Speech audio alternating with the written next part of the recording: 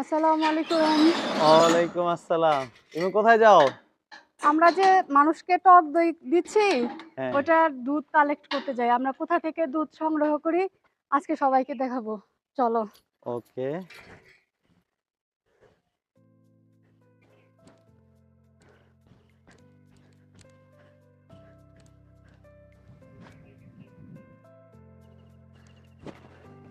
আমাদের বাসাটা তো দেখতেই পারতেছেন। এই জায়গায় আমরা দুধ সংগ্রহ করতে যাবো। এই যে আমাদের পাশেই গ্রাম তেওরিয়াগুনা, ওখানে। আসেন সবাই।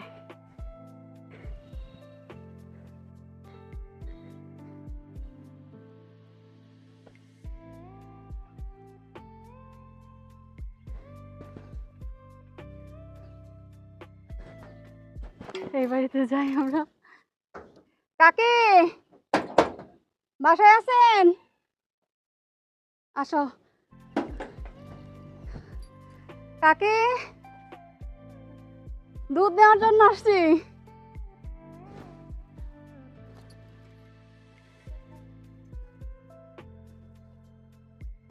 এই দুধ তো আজকেরই না এগুলা? হ্যাঁ হ্যাঁ, ফ্রেশ। আচ্ছা আচ্ছা। আমাদের আসতে একটু দেরি হয়ে গেছে মনে হয়, এর জন্য বোতলে রেখে দিছে। তাহলে কতটুক দুধ হয়?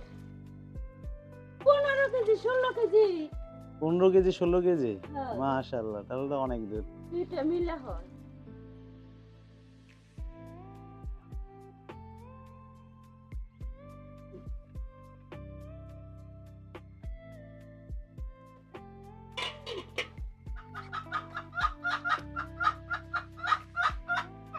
দেশি মুরগি। দেশি মুরগি? হ্যাঁ, দেশি মুরগি আছে। কালাই দিলে সব আছে। মাশাআল্লাহ, এটা অনেক বড় শান্তি।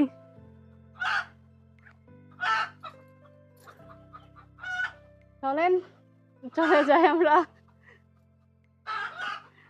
আচ্ছা কাকে আসি, হ্যাঁ আমাদের তো দুধ আরো লাগবে অনেক, আমার ফোন দিবনি। হ্যাঁ আচ্ছা, ফোন নাম্বার আছে খানের কাছে, সমস্যা নেই। তো ভিউয়ার্স দেখতেই পাচ্ছেন, ওইটা আমাদের বাসা। আর এই দুধ নিয়ে গেলাম এখান থেকে। তো প্রতিদিন চেষ্টা করি প্রতিদিনের ফ্রেশ দুধ কালেক্ট করে পরের দিন ফ্রেশ দইটা আর কি সবার হাতে পৌঁছে দেওয়ার জন্য।